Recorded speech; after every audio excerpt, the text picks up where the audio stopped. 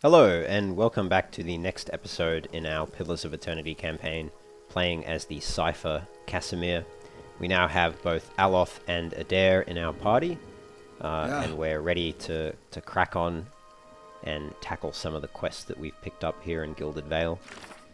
Chief among them, we have to go and visit the old Watcher Merewald in Caed Nua, and in fact, Adair wants to meet him as well, but that's something we'll handle later down the track, I think, because there's a few other quests that we need to deal with in and around the Gilded Vale. The Smith's shipment is one of them. We need to find the Smith's missing shipment in the Black Meadow. We also have to go and find Tenfrith, who is in Valewood, captured by some bandits. We came across him on our way to the Gilded Vale in the last episode. And then we have to resolve this dispute between Trumbull and Swainer. So maybe we'll handle that first. Right. So let's just go to the old mill, which is up over here. Settler's Arrow, nice. Beneath the vines are crude carvings of a sun rising over 3 stars. Yep, that's an Eothas symbol. And his old temple now in ruins. Oh, that's Ingrod's house. We will visit Ingrod's house at some point. And there's a house up here and also Alfred's house. We should visit all of these. But let's just handle this grain dispute first. Okay, let's enter. An elven man stands before you, his relatively stocky build suggesting a life of labor. His face is pale and drawn, and his eyes wide. Behind him, a younger man and woman exchange worried glances. The miller raises a club as you enter. It shakes violently in his grip. Get back, if you value your life. Oh, hold on, I'm not here to hurt anyone. The miller hesitates, then lowers the club a fraction. Who are you? Is Swainor roping foreigners into his little crusade now? My name is Kasemir. I've only just arrived in Gilded Vale. Trumbull shakes his head. You picked a bad time to come visiting. Gilded Vale's had all its shine scraped off. Just a big dung heap now, and Swainor thinks he's king of it. They're all of them mad. Okay, well, what was all that ruckus outside? Trumbull shakes his head again. Where to begin? Swainor's whipped them up into a froth, going on about the grain stores. Claims I've hidden away most of it. All I do with the grain is sell it. I can't create it out of thin air, and I can't hand it out for free. I pay the farmers for the crops they bring in, and I sell what comes out of the mill. Most of it goes to the Black Hound on the west side of town, for ale. And Swainor and his lot sure don't mind that part. You take a look at the fields on the way into town. The crop's blighted, and most of what I'm getting from the farmers, Trumbull gestures to the sacks and containers, it's gone off, rotted through. I can't pay top prices for blighted wheat, and I've barely got enough good grain to go around. Swainor's howling after things he has no right to. Well, it seems like a pretty clean story for a messy situation. Yeah, I mean, if what he says is true, he's obviously in the right, but I think there's probably more to it. Trumbull frowns. It's not... He pauses. Look, Swainor's always been a rotten bastard. With stores so limited, maybe I save the good stuff for people who deserve it. Alfra, for instance. She's expecting a child. Should I let her starve instead? Okay, well, do the villagers know about the grain supply being blighted? Trumbull looks embarrassed. Some. The innkeeper, for instance. It's better not to worry anyone. I'll be trading for supplies soon enough. If we can just keep things calm until then, we'll be in the clear. What do you mean the innkeeper knows? Trumbull winces. I wouldn't drink the ale, is all I'm saying. Oh, well, that's fantastic. So he's supplying rotten grain and rotten flour from rotten grain to the miller, to the innkeeper to produce ale with. Well, that can't be good or healthy, but I imagine it probably has quite a kick. Alright, well, I had some other questions. I thought you could use some help. Those people out there seemed pretty angry. Really? Trumbull sighs relief. Halea's tits could I use a friendly face. I take it you heard some part of what that crowd's asking for. Grain. As if I've got it all tucked away somewhere. Swainor's been egging that lot on for days now. They've been keeping clear so far, but if things keep on like they are, I don't know how much longer we've got before things get messy. Please, if you're not here on his behalf, maybe you could speak to Swainor. He won't listen to me anymore. Just explain that we're all getting smaller rations now. We're all making sacrifices. Yeah, I'd rather keep out of this whole mess. Trumbull sighs. He nods. I understand. You're not a local, and these aren't your problems. He wipes his brow. Perhaps I can speak to the magistrate. Actually, I'll reconsider that. Trumbull nods at you, keeping a wary eye on both you and the door. You're back. What is it? Yeah, you said you're having trouble with the local farmers. Yep, they've been keeping clear so far. Alright, actually, I had some other questions. Actually, Swainor did ask me to speak with you. Trumbull looks to his son and daughter, and they shift nervously in place. Speak with me? What for? I've already told him I can't give him what he wants. Now he ropes some stranger into harassing me on his behalf? He says you're treating the farmers unfairly, raising prices and giving them rotten grain. Trumbull snorts. Of course he does. He's been saying nothing else for days now. The man's delusional. If he wants grain, he'll have to pay for it. Well, what's going on here anyway? Where to begin? Swainor's whipped them up into a froth, going on about the grain stores. Yeah, okay. You've already said that. And you've already said this too.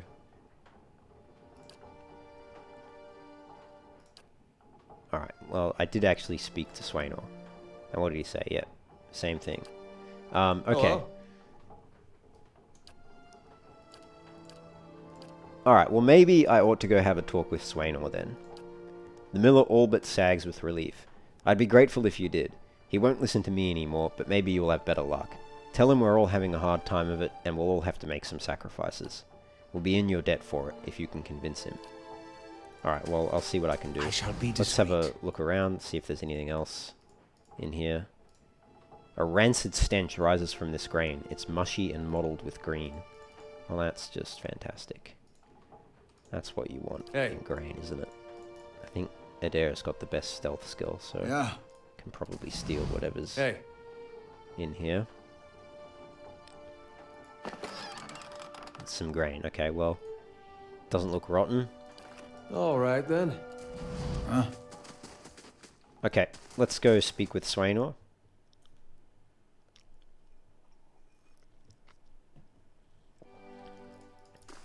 See if we can resolve this mess.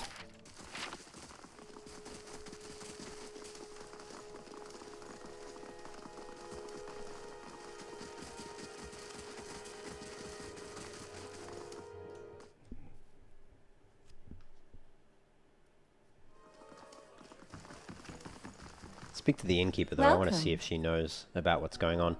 Hello again, anything I can do for you? We still have rooms open, and it's never too early for a drink. I'd like to buy around for the fine fellows over there. Fine fellows? You're having me on. Any more fighting and I'll have to ban Swainor from the inn entirely. The innkeeper frowns. Until then, it's 6 copper pieces for the lot. Well, can't we skip the payment? It's for a good cause. Oh no you don't. I've been fooled often enough. Giving them a jolly evening's worth is hardly a good cause. Puska laughs. However they convinced you, believe me, it's not worth the copper pieces. Okay. Hail, traveller. Well, I'll just pay the copper pieces then. I mean, I already gave them alcohol. I wonder if I can do it again and get them really drunk. Anyway. Here you are. Right then, here. 3 drinks for 3 fools. Just take care with them. They're a hot-tempered bunch. So 6 copper for 3 beers. Fair enough. What do you have for sale? Out of curiosity. Okay. Can't sell it back for anything. That would have been an interesting little exploit if you could sell it back for more than it was worth. Or for more than she was selling it to us for. Alright, let's speak to Swainor. Welcome. Ah, it's you again. Swainor raises his mug. What is it? Alright, maybe you could tell me more about what's going on. I just want to see if that leads to any more dialogue. It's like I said, the miller's in charge of the grain prices. He says they're fair, but I know for a fact that folks like Alfra pay half what we do. The dwarf sighs. And maybe we've been a bit rough with him, but what are we supposed to do? We can't keep paying. We're going to starve. And do you think Trumbull's going to be sorry about it when we do? Gods, that's good. Alright then, you've got my attention. What is it you've got to say that's worth a round of drinks? Okay, look, there's no sense in threatening the miller. You have him up against the wall. Maybe you could ask some of the other villagers for help. Swainer eyes you for a few long moments, drinking deep from his mug. Then he sighs. You're right. Things go on like they are, we're just going to end up hanging from that tree out there. He looks to his comrades. Tell Trumbull we'll leave him be. Don't know what we'll do now with the crops failing. Haven't got another trade to speak of. Think Pasca needs a hand around the inn? Oh, I don't know, but I can ask her. If you're not Nail, I don't have business with you. You've made your point. Leave us alone, will you? Yeah, okay. Fair enough. Hail and well met. Do you have a job for him? No. Oh, I guess they'll speak to you directly and maybe you can hire them to clean up the inn.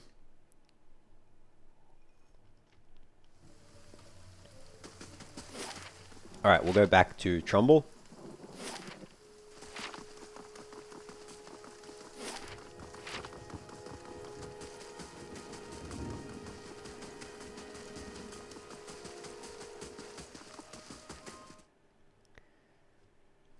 Tell him the good news. Sure, he'll be happy. Greetings. I spoke to Swainor. And? What did he say? I've convinced him to leave your family in peace. Why, that's... Really? That's great news. I wasn't sure you'd get through to him. They're out of their minds with drink half the time. I owe you a great debt. Here. He pulls a coin purse from his hip and pushes it towards you. Today's earnings. To show my appreciation.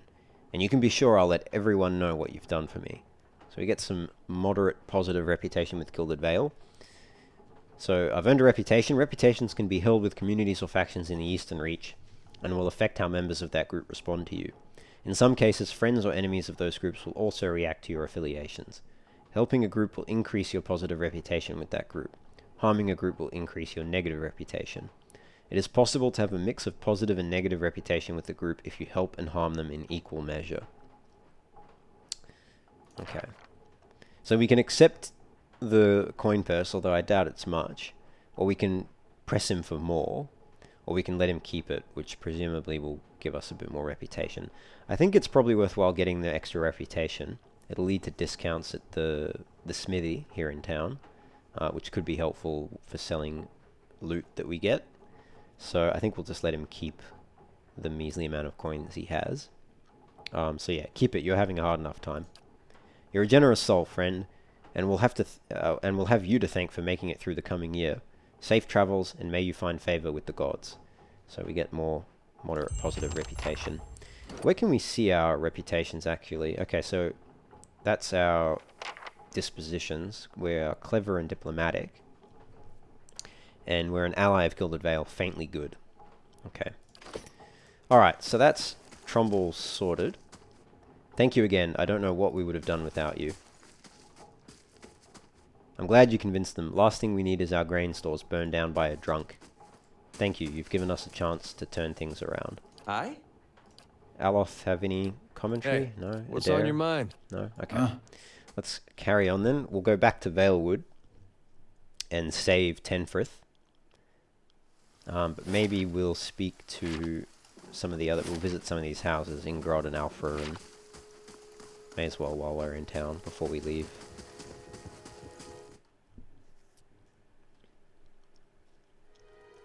Oh, it's Nonton. That was the chap that we ran into in the Valewood area. We'll take that book. Read that later. This man and woman appear to have been deep in conversation, working at closing two bulging satchels. They move to embrace, until the woman notices your approach and pauses, her smile faltering a little. Good day to you. Can we help you? She looks to her companion, brows furrowing with confusion. Do you know this man, Nonton? Nonton coughs. Yes, I think we met in the Valewood. I warned him about the bear. He inclines his head. Glad to see you've made it. Was there something else you wanted? You two seem to be in a hurry, yeah. Yes, I imagine so. Ingrod laughs. We're packing for a trip, actually. I've been meaning to visit Defiance Bay, and... She looks at Nonton. Well, in truth, I think I've had my fill of this town. Nonton reaches to take her hand. It's time for some new scenery, he says. Okay. Is there anything you can tell me about Gilded Vale? Smiles wryly. Only that you'll want to be moving on as soon as you can. You'll have seen the tree, I imagine, but the rot goes deeper. If you were looking for work, I'd say you have a better chance of it somewhere else. Or elsewhere. We're headed for Defiance Bay ourselves, Naunton adds. Okay, well, goodbye. Hail and well met. Hello again, Ingrid smiles. I hope Gilded Vale has been kind to you. Can I only Good speak day, to Ingrid? stranger. Yeah, okay, alright. Well, I'm going to take your silver louche. Is there Keep quiet. anything hidden in this house? Aha.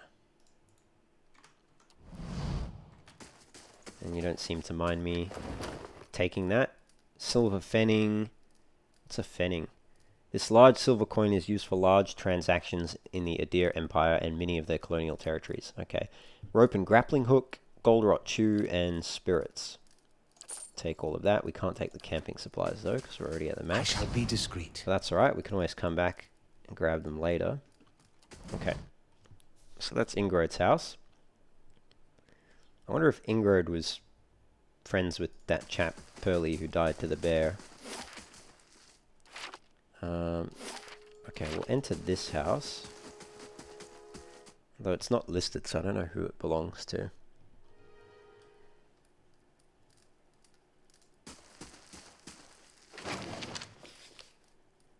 Oil, grain, beer, okay. I shall be discreet. Well, let's just check, see if there's anything, any hidden caches or loot. So these are NPCs that have their backstories written by Kickstarter backers of the game. Rats scurry behind the sacks. Okay, let's speak to Edlin Prioston. As you near, you feel a vibrant history contained in the essence of this woman's soul. Voices from its past seem to call out to you. You see a key, turn gently, steady, and hear a ghostly click as the door swings inward. Two figures slip in, locking the door behind them, and begin their prowl. Their hunt is efficient, and it takes them little time to acquire a sizable collection of documents and oddly shaped velvet pouches. Quick hands fill pockets, rucksacks, bags. The door opens downstairs and everything freezes. Footsteps, a tired giggle. The thieves are all eyes white and short breath as they empty their pockets of all but the necessities, anything noisy hurriedly replaced. Silence from downstairs. Then tentative steps up the staircase. A voice calls out. One thief creeps forward, the other gesticulating wildly for him to return. He continues forward, crouching by the banister. He sees a gaudy shoe and shoves. The woman falls with a cut-off scream, rolling lifelessly to the floor below. Swearing, the second thief grabs her brother and they make their escape, collecting whatever of value they can on the way out. This is Kara Iloth. You see a crowded marketplace, vendor stalls lining the road, their proprietors' voices calling out to passers-by to come sample their wares. This woman wanders through the throngs, strolling hand in hand with another woman. They peruse the vendor's goods, tarrying at a book merchant with a number of old and beautiful tomes, chatting with one another about what they see. One will pick up a book and show it to the other, who will take it, comment on it, and place it back on its shelf. Then the first will snatch up the book again and quickly pay the merchant before the other can snatch it back. They walk away from the market weighed down by packs filled with books, still hand in hand, standing close, comfortable, and familiar with each other. As they pass down a somewhat deserted street, an object suddenly hits this woman in the chest and bounces off, rolling away toward one of the buildings. The women stop and look at the object, an apple, and then back up at the person who threw it. There is nothing special about him, aside from the angry look on his face and the two other apples he holds. Before either woman can move, the man draws back and throws another one at them, this time hitting the second woman in the forehead. He yells at them, something derisive and hateful, something about a legacy and about responsibilities. The woman raises her hand to her head and wipes the juice and bits of fruit from her face and stares the man down defiantly. The first woman squeezes her hand and puts the other on her companion's shoulder, attempting to calm her down. The other woman pulls a book from her pack and holds it before her, muttering under her breath. She pulls her hand free and waves it above the book, an aura forming around her. The first woman is still trying to calm her down, but all she says goes unheard. The man, uncaring of the events happening in front of him, draws back and throws the last apple. As it arcs through the air toward them, the second woman brings up her hand and points at the apple. A glowing orb of energy flies from her hand and strikes the apple, causing it to explode, raining bits of apple down on the road and buildings around them. The man's face changes, anger joined by fear, looking like he's trying to decide if running or attacking is the better course of action. The second woman has started chanting again, her hand glowing, her eyes narrowing. This woman steps in front of her, placing herself between her love and their attacker. She touches her face, gently stroking it while whispering calming words. A kiss. The woman's countenance changes. She calms, her eyes softening, her lips regaining the lost smile. The first woman smiles again as well and kisses the other. "Wizard scum," the man behind them says, and the two women turn to face him, staring him down defiantly. They join hands and begin walking again, moving past him without so much as a sideways glance. Okay, so a little bit of homophobia going on there, evidently. Okay. Keeping an eye out. Nothing in here, and I don't think we'll be able to take anything from those desks there, so we'll just leave.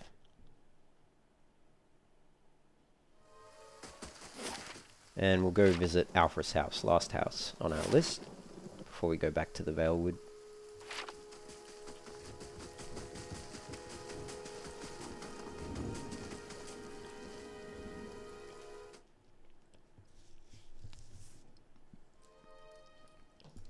Oh, she's got a cat. Cool.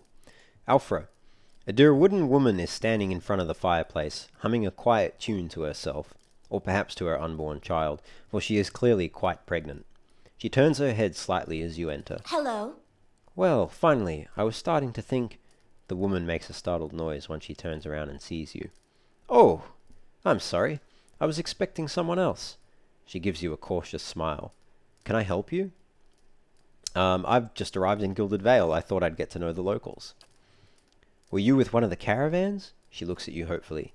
Master Odemas, by chance? Why do you ask?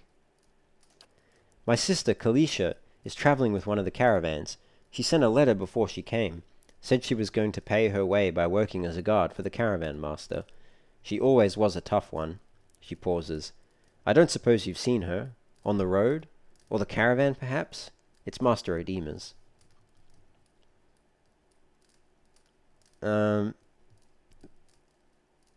Geez, what do I say here? Yeah, Kalisha, she didn't make it. No, I'll be honest, I'll tell you what the truth is. Okay, the caravan was attacked and we escaped, but Kalisha was caught in a beerwick. Alfra covers her mouth with a hand, eyes wide with horror. For a few moments she can manage nothing but a strangled, voiceless, gasping. What? That doesn't make sense. A strangled, voiceless gasp, her eyes brimming with tears. I knew. I told her it was a dangerous path to take. Kalisha was always so certain she could take on any danger. Alfra sniffs. Oh, my poor sister. I'm sorry, stranger. I can't believe she's gone. If only I hadn't called her here. If I hadn't written to her, she might still be alive. Somewhere. Alfra's face crumples, and a solitary tear slides down her cheek. Quit your sniffling. I'm not going to do that. Yeah, why did you send for Kalisha? Alfra wipes at her eyes. I'm worried about the baby, about the legacy. I told Kalisha as much as I could, but all I know is that for a long time now, every child born in Gilded Vale has been soulless, empty. It's happened to so many mothers, and Lord Redrick, he's exiled all of them, calling it a sign of the gods' disfavour. She sniffs. With my Hathort gone, I don't know how I'd manage if I lost my home too. I hoped Kalisha could help me. They say Ranga, the old midwife, knows a way to prevent a child being hollowborn, but she moved south to Anslog's Compass 2 seasons ago. The journey's too far for me. I can't make it as I am, but I don't have anyone else now with Kalisha gone. More tears run down her face. Please, can you help me? Oh, geez. I mean, look, that is a long way to go. Is there anything in it for me? I mean, it's quite a ways to go out of my way.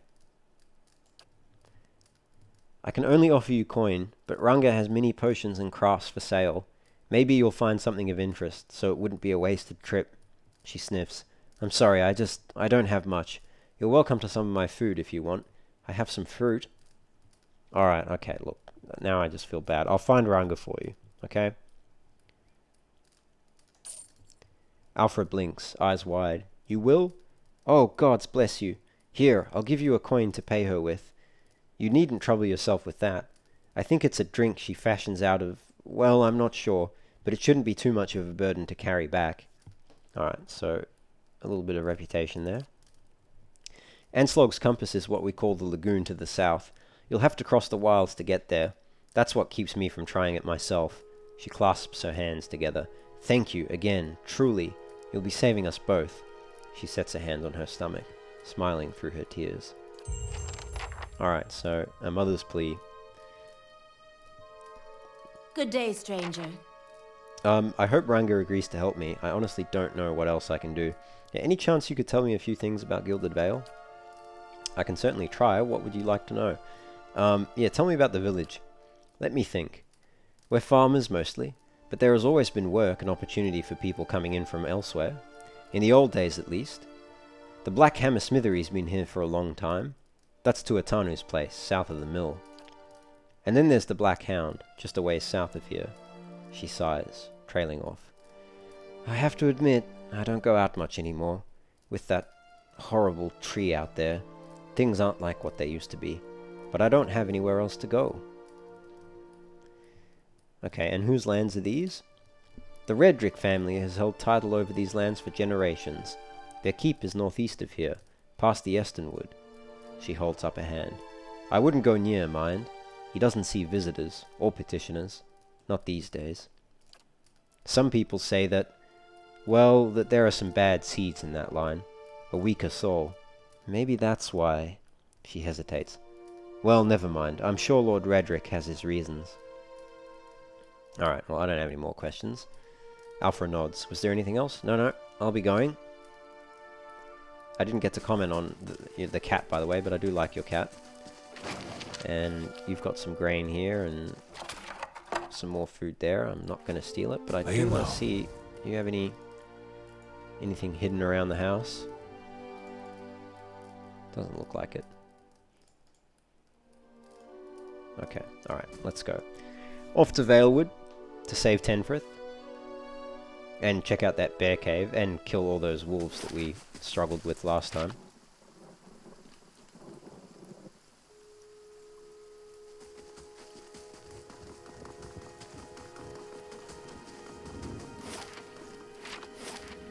Okay, back to Valewood. Gonna take us 8 hours to get there.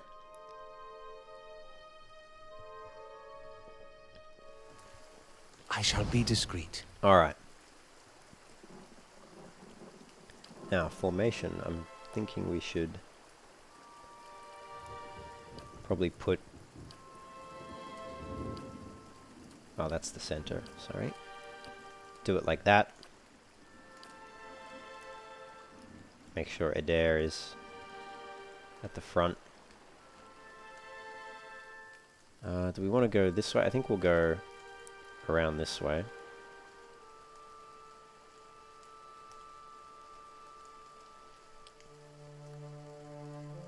Okay. Let's just try get close. Like that. Yep, that's fine. Ah, why did it stop my movement? That's annoying.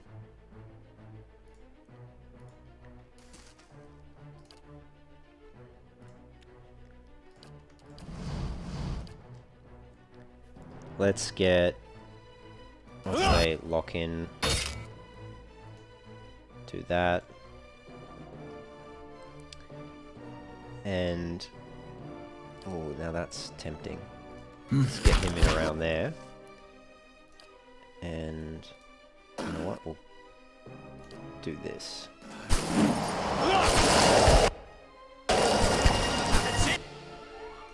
Okay, let's get Adair.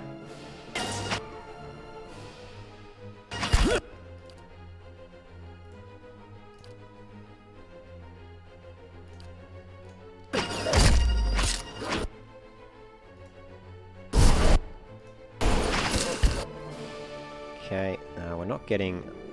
Do I want to disengage? Ah, it ended anyway. I was trying to get onto the side of the wolf so that the beam would go through it, but it ended just as I did it anyway, so it doesn't matter. Alright, cool. That's all the wolves taken care of. Nice and slow.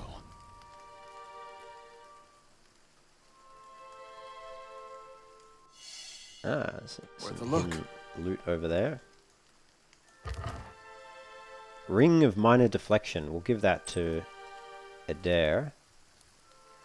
Got some agate and some amethyst and jasper. Yeah, okay. Let's get that ring onto Adair. That'll give him more deflection, which will make him an even better tank. And let's scale this wall.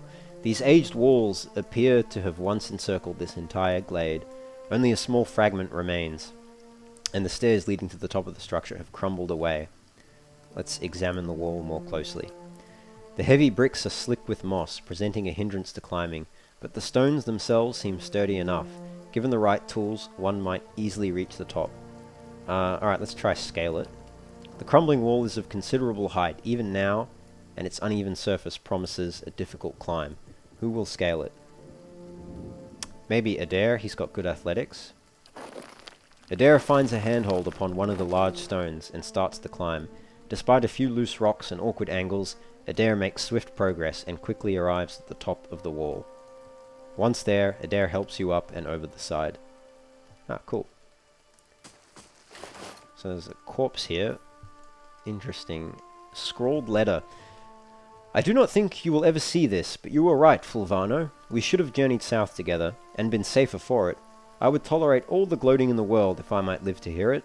I have put myself out of reach of the beasts circling below, but I am done for all the same. I do not think I will rise again. Whoever finds this, pray for me. Perhaps in the next life I shall be a trapper of wolves. So leather armor and Fulvano's gloves, which give +2 dexterity. Nice, that'll be good. We'll definitely take that. Though never as famed as he would claim, the Valian explorer Fulvano was known as an eccentric who wished to see the world. Where possible, he travelled by foot to gain a local's appreciation for the sights, sounds, and smells of the lands he passed through. In practice, however, Fulvano often claimed that his explorations proved only that the world outside of the Valian republics was a foul, smelly place that paled in comparison to his homeland. These gloves are said to have belonged to Fulvano, who often found himself in need of some protection as he climbed harsh terrain or maneuvered through forests. While thick enough to provide some warmth, they are meant first and foremost to be flexible enough not to hinder delicate tasks. Cool. And we'll get some St. Gurin's horn. I doubt there's any... And some blood moss. I doubt there's any more hidden loot anywhere. I'll have to climb down again. But let's get those gloves on. +2 dexterity, very good. From the edge of the wall, you can see an old cobblestone road turning south, and the patchy trees of the Valewood. Yeah, let's climb down. You swing yourself over the side and pick your way back down to ground level. Cool. Alright. Let's go save Tenfrith now.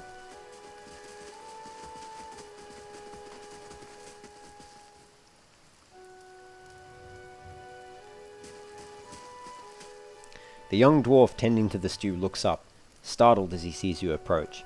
He drops his ladle, spattering stew across the ground. What? The bandit turns. Get him, you dogs, and make sure our new cook don't run off. Help, please! Help me! One of the bandits gives Tenfrith a kick as they pass him, and he huddles. Alright. So let's get... Actually, you go for him. I'm gonna go to try and...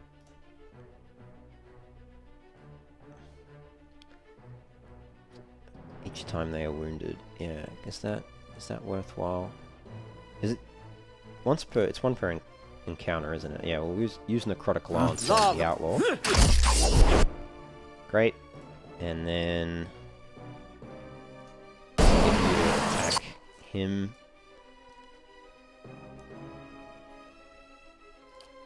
That's a touch ability, so he'll have to get the range.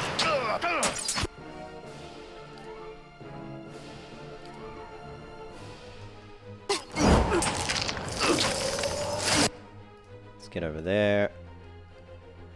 Arcane Assault unleashes a bolt of magical energy from the grimoire that inflicts raw damage and dazes targets in the area. Yeah, may as well use that. And am I standing in the right spot? Yep. Cool. Let's get back over there. Can you knock him down so Eothas can get out of melee range? In fact, Eothas, can you... finish him off? Okay. May as well Grimoire Slam him again. Go for it, Adir. And yeah, we'll just go attack him as well. Cool. Easy does it. Let's loot up. And grab some of what's in these crates here. Bunch of food. Steady does it. No hidden loot though, by the looks of it. Hood, cape, leather armor.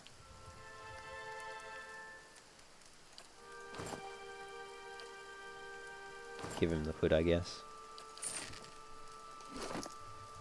Yeah, you don't have a cape. Oh no, you do have a cape. So do you actually. Oh, I didn't think they did have capes. We can give you a hood. Except it doesn't suit you at all.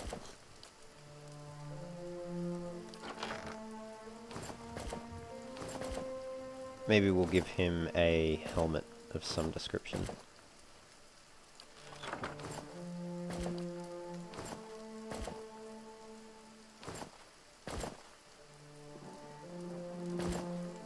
Nah, both those look stupid. Let's just leave it. Okay. Alright, let's speak to Tenfrith. Good day to you. By the flame, thank you. Thank you, thank you. I thought I'd be stuck cooking for these ignorant weasels for the rest of my life. Or until they were bored with me, I suppose. Did Pasca send you? She must be beside herself. I must get back at once. But listen, the next time you're in Gilded Vale, make sure to drop by the Black Hound. I'll let her know what you've done for me, and I'm sure she'll do right by you in return. Oh, to be back at my oven again. So we get major positive rep with Gilded Vale. That's good.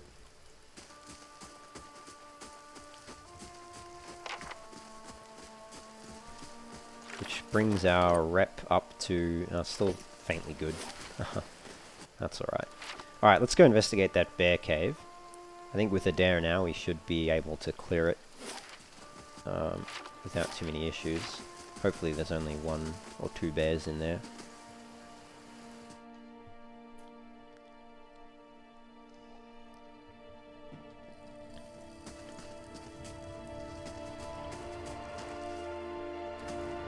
Yep. Oh, okay. More than 1 bear. Okay. Hey. Okay, and let's get... I was hoping to... Let's just go there, because I want to do that. Eothas, can you... Oh, it is per rest. I thought it was per encounter, but it's not. That's alright. Can you use Minelet's missiles on that? How may I help?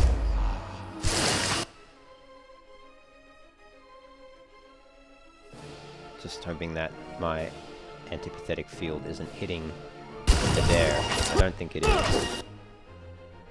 You know, the bear's hitting Adair, but...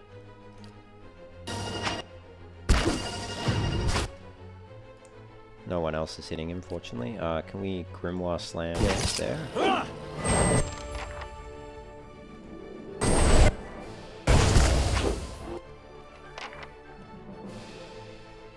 Do you have anything else? Hello. Another Grimoire Slam, maybe. Hey. Alright, that's the big bear down. Okay, cool. That was actually pretty close. That bear hit pretty hard. But anyway, we did make it in the end. So we get the bear hide. Found across the regions of Erglanfath and the Deerwood, bears are formidable predators. They are among the beasts most highly regarded by servants of the god of the hunt, who often seek out the largest and most deadly of the species to prove their skill. Bear hides are highly valued, and the claws of the eldest among them are often strung into necklaces and totems, marking the wearer as a hunter of worth. Sure. We get that cave coral. Nice and quiet. Some more hidden loot here. It's got a scroll of Tanglefoot, some lockpicks, and copper pawns. I'll take that. Cave coral as well. There's a chest here, which has a greatsword in it. And we can interact with this corpse here, which presumably is the corpse of Nonton's friend, Pearly.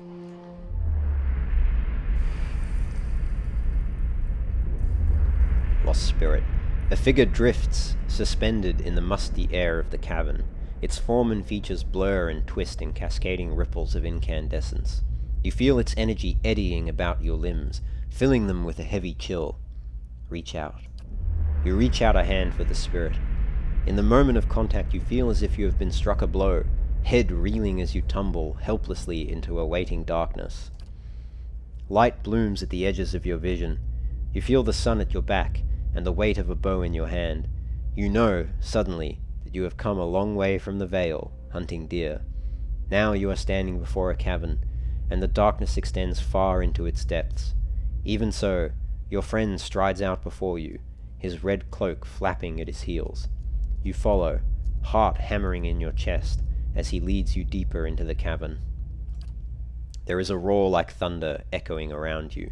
Fear seizes you, casts you stumbling back towards the exit, towards light and escape. You see a glint of steel, and there is a sudden terrible flash of agony behind your knee. You scream, stumble, fall. Your thoughts are chaos, lance through with pain, but in a moment of terrible clarity, you see your friend look back from the mouth of the cavern, his dagger daubed in crimson to match his cloak. Ah, you were betrayed. And then there is a great dark shape above you, and then there is more pain. The vision recedes, and you are thrown back into yourself with seemingly resentful force. The corpse lies at your feet, and the spectre lingers. In the span of energy between you both, you feel a sense of questioning, of confusion, of anger. So, I can't remember the color of Nonton's cloak, but I presume it was red, which means that Nonton betrayed Pearly, led him to the cave, and then, when they tried to flee, cut him at the back of the knee with his dagger and left him for dead to be devoured by the bear. Not a very nice friend. Yeah, you were betrayed, you're a dead spirit. Yeah, I met him on the road, your friend. A sudden lashing anger emanates from the spirit. Rage and grief seem to pour from the gleaming figure like smoke. Yeah, I'll find him and see that he answers for what he's done to you. For a moment, the spirit seems to burn, bright, and your head fills with a sickly triumph. The spirit seems to weaken with the force of its own exaltation, growing fainter and fainter, until you are alone once more. Okay. Well, let's go confront Nonton.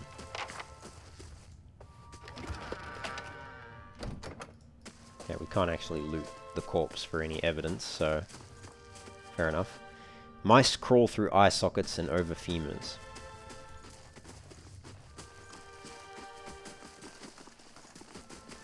Okay, back we go.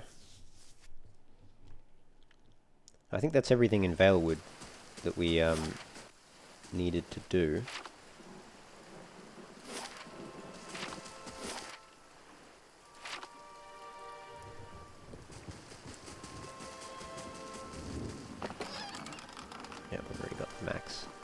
I mean... Oh, hang on.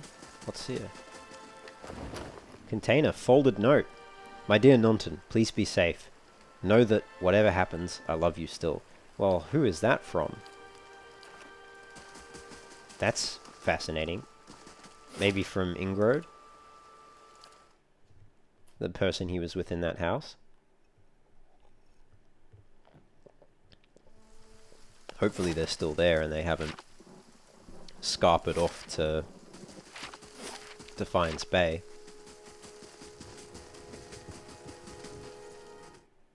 Let's see. Nonton and Ingrod. Greetings. Now, he does have a red cape. There you go. Hello again. Ingrod smiles. I hope Gilded Vale has been kind to you. Alright. Do you have anything to say there? No. Okay. Alright. Well, I know what really happened in that bear cave, Nonton. The colour drains from Nonton's face. I don't know what you mean. I told you the truth of it. Are you accusing him of something? Ingrod looks to Nonton, touching his arm. If this is about the accident, we're both grieving Pearlie's loss, but it was a wild animal's doing. Nonton shakes his head minutely. You see a tremble in his hands. What would make you suggest such a thing?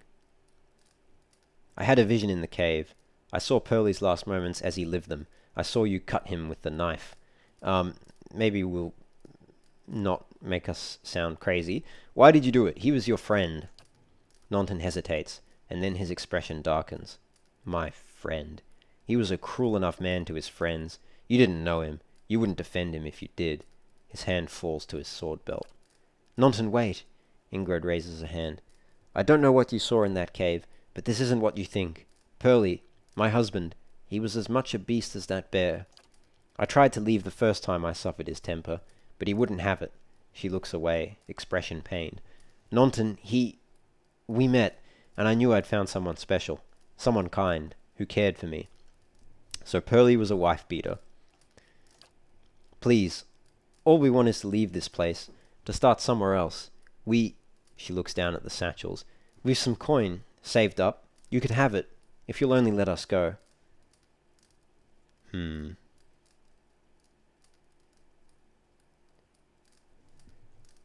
Should I let them go or not? That is the question.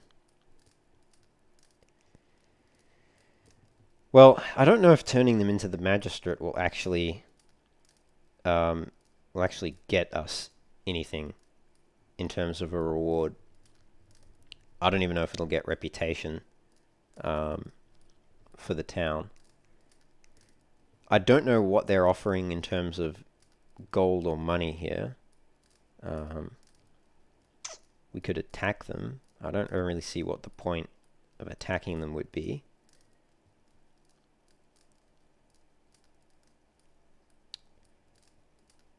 I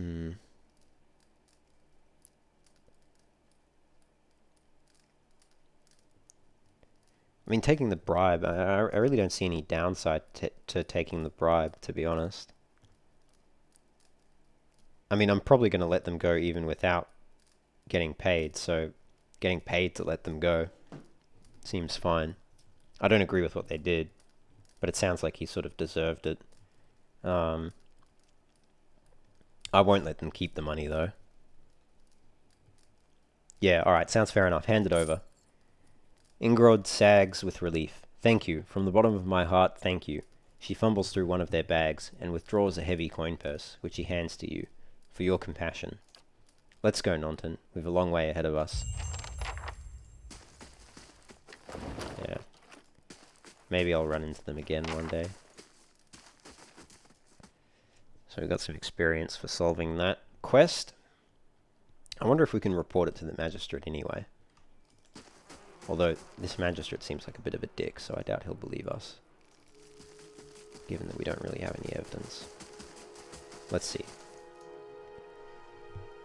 Yeah, I'd like to report a murder. The magistrate raises a brow. As is your duty, what has happened? The man called Nonton has killed his friend Pearlie out in the wilds. A cruel and cowardly deed, if indeed it occurred at all. What evidence do you have? I had a vision of the victim's final moments. I saw the crime unfold. A vision, Ergeet sighs. We do not take such accusations lightly in these parts. Next time you feel inclined to jest about such things, I would suggest that you reflect upon the risks involved. He looks pointedly at the tree. Yeah, okay. So I guess that is that. I don't think there is any evidence I can find either. Unless I can loot the body somehow, but... Okay, alright, well that's that quest done. And, oh, we should go speak with the innkeeper at the inn as well. And then I want to investigate this temple here. But I think we'll rest at the inn first to get all of our health back.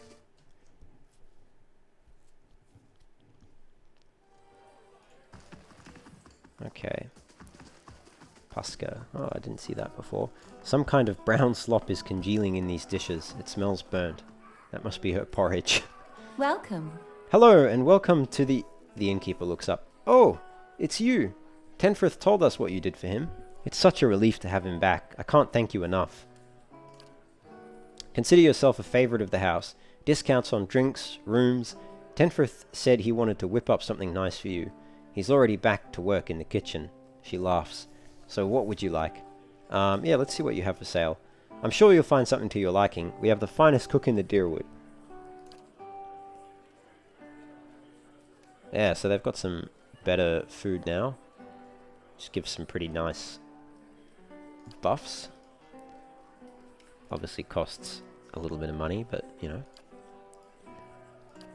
And beer is now 5 copper pieces for 1. Can we sell it for more than that, though? No.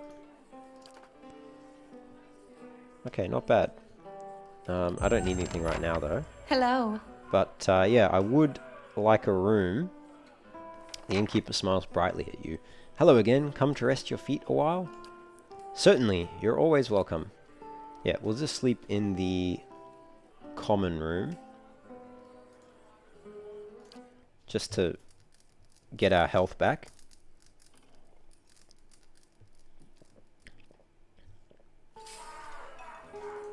Great.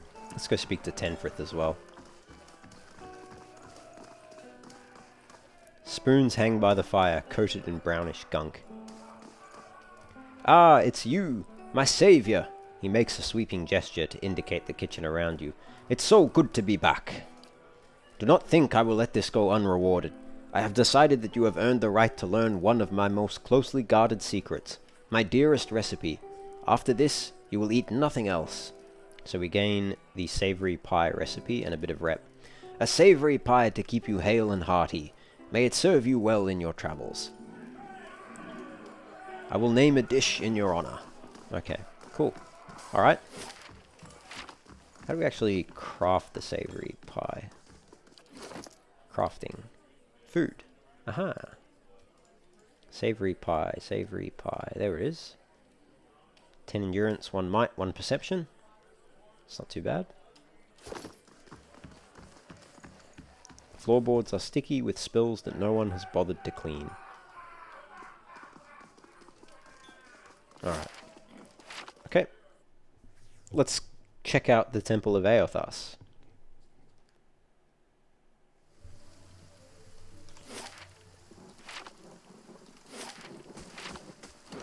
And we're now a hero for Gilded Vale. We've got moderately good reputation.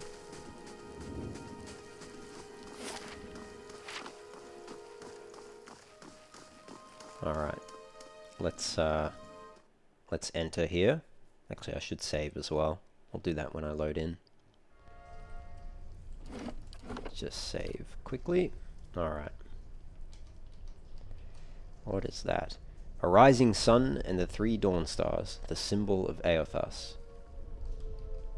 I haven't been in here for, must be 5, 6 years. Used to be real nice. Bright. Warm. Yeah.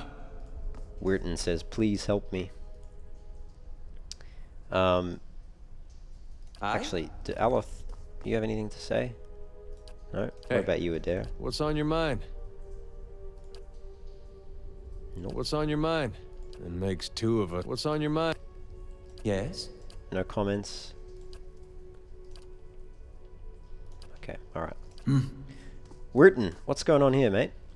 A man lies resting against the wall, lit by the dim illumination of the fading sconces. He has a gaunt, fox-like aspect, and his face is pale and damp with sweat. One arm is held loosely against his side, sleeves soaked with blood. He gives you an anxious glance as you near, his features twisted with pain. "Have a care, if you mean to go in." He casts a quick look towards the doorway to his left. "This place is not so empty as I thought." He angles a look up at Adair. "Paying your respects, Eothasian?" He manages a pained grin. "A little risky, isn't it? Think what the townsfolk would say." "Safer down here than up there, even with the rats as big as they are." A faint edge of hostility belies Adair's playful tone. "This temple isn't what it used to be. Probably for the best. Times being as they are," he groans and shifts position, wincing. "I'm no looter, if that's what you're thinking. Not one of his types either." Wharton jerks his chin towards Adair. "Just wanted to do some good, I suppose. Got my arm clawed up for it." He regards you wearily. "Maybe you'd have better luck." "Better luck with what?" The man points a finger upwards. "These ruins around us used to be a temple of Eothas, the scattered god, a grand temple at that. His worshippers would come from all over the Deerwood, from Red Ceres even." "Not so much from Red Ceres these days." "Until the war, of course. Even then you'd get some of the stubborn ones, the ones that couldn't get it through their heads that their god was dead and gone." Is this really the time for a history lesson? Wharton laughs and winces as it jostles his arm. "Just giving you the full story is all. What I want is in deeper, inside the temple, where the priests lived. Lord Redrick had them killed, same as the poor bastards on that tree outside. The temple's been sealed up for years since, until just a short time ago. That's where I got involved.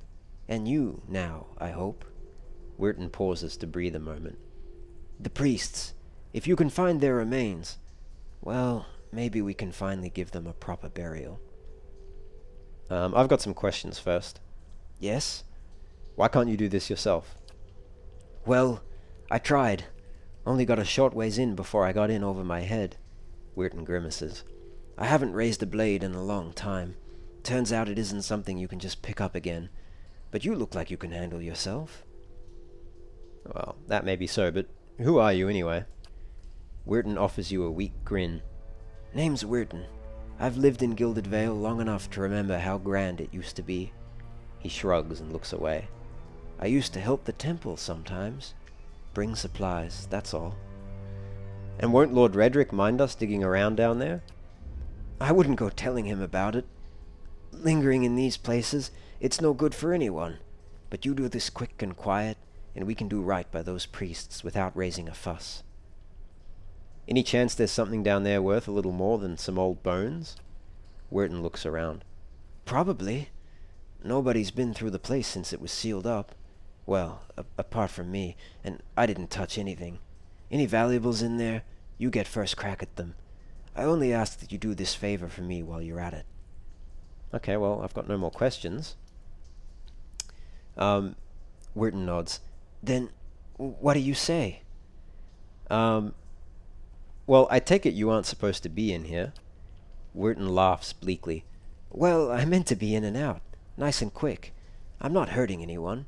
It's just Lord Redrick's forbidden anyone having anything to do with the scattered god.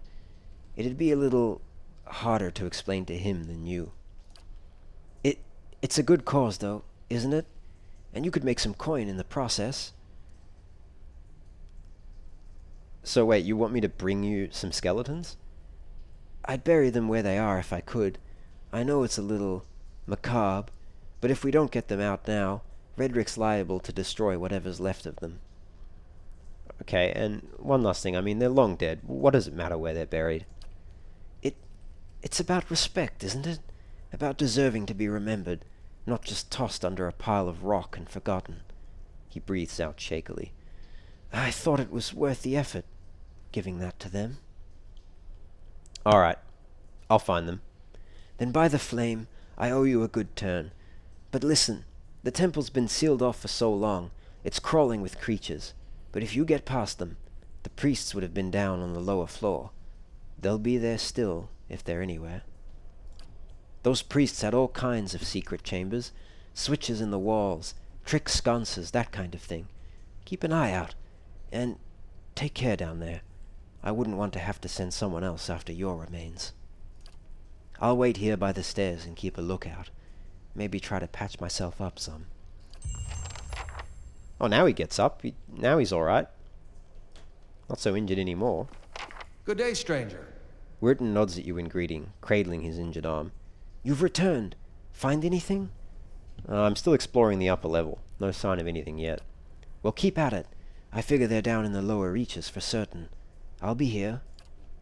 Greetings. So long as it's done before Redrick sends someone down here, we'll never get at the remains after that. He laughs softly. Might not get anywhere, for that matter. Yeah. Alright. Let's, Keeping an eye out. should have a look around, actually. I doubt there's anything in the first chamber, but you never know. Okay. So we've got a hallway down this way. And then a door here, here. Well, let's go left first, maybe.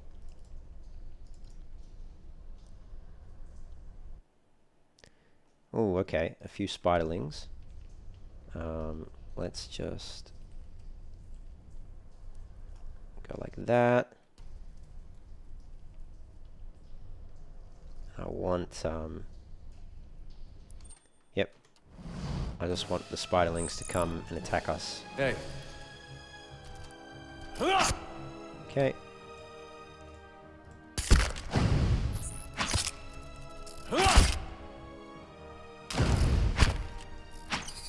Ooh. Okay, you knock that one down. If you could. Let's. Oh man, that thing is doing a lot of damage to me. I am very squishy though. I need to get myself a ranged weapon. Like, I don't want to be a melee damage dealer.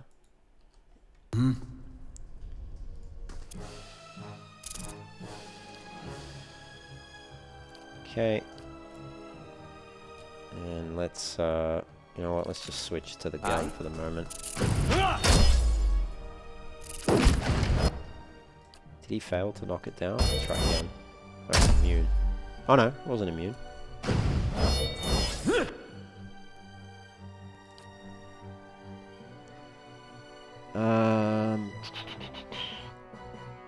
It's immune to something though. Something is immune. Is it the gun? Weapon ineffective. Oh, Adair's slash weapon is ineffective. There's not a lot I can do, really. Don't have enough focus. Is this once per encounter? I can't tell.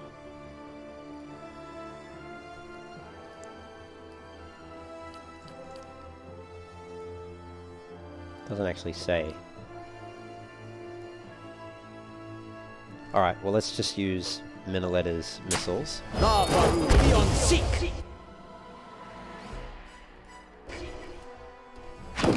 Alright, that gun is not doing anything.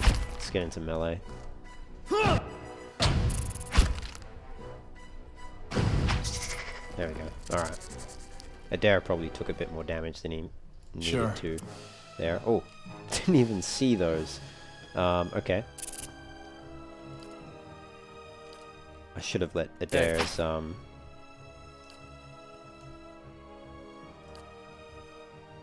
health regenerate. Let's use Necrotic Lance though.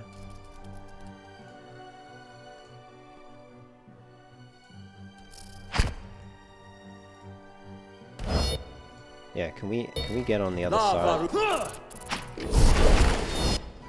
Alright, fine, hit that one then.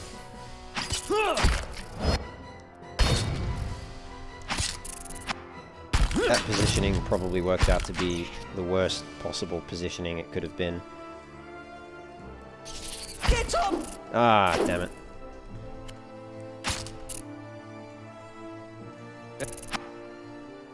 Can we heal up?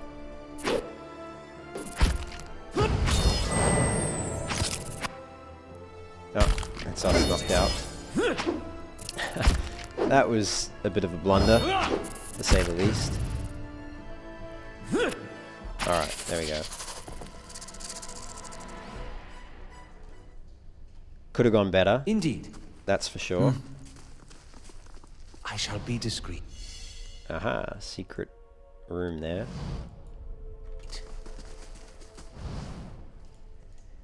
Whoever sat here left in a hurry. Ink has dripped across the scroll, obscuring its contents. Let's just explore around this room. The pile of furniture is branded with scorch marks. Alright, what's in the box?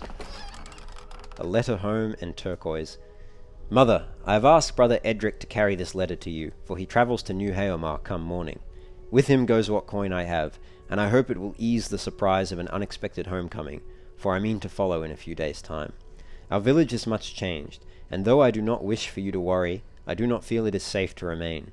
I know Rectrix Obrica will not approve, but... The letter trails off here. Okay.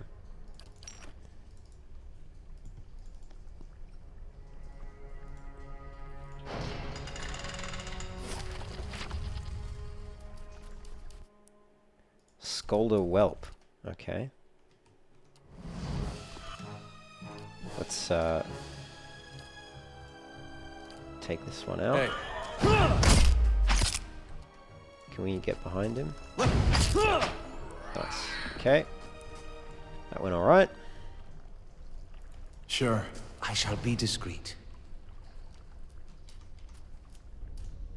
These collapsed stones are pocked with burrows and narrow crevices. Claw marks and dung mark the passage of beasts. Okay, more Scolder Whelps. You know what, let's just... let him come to us. Oh, he's gonna do his stupid attack. Okay, can we interrupt? Yeah, damn it.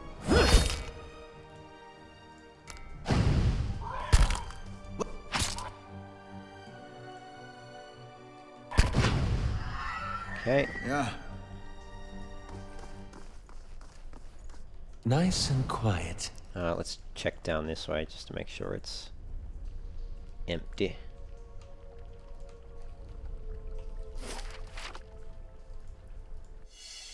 Aha, there's a trap there. We'll get... Yep, disarm that. Nice. Minor Ring of Protection. Fortitude, Reflex, and Will. We'll give that to Adair as well. Make him tankier. Yeah. And there's another Scolder Whelp here. So we're just gonna position like that. Is that two of them? Yeah. Come on. Come on. There we go. Yeah, oh, two of them. A whelp and a fully formed one. Alright, let's just... Oh, wow, that's a lot of them. Okay. Oh, this might go horribly. Yeah. Can we get on that angle? Can you put your blinding fog down there? You need to do that. Not too long. Oh, no, no, not bloody But I stunned. slowly died.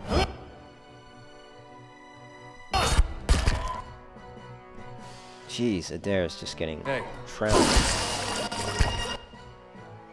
Okay, Adair just got completely wiped out. Oh, it's the Scolder King.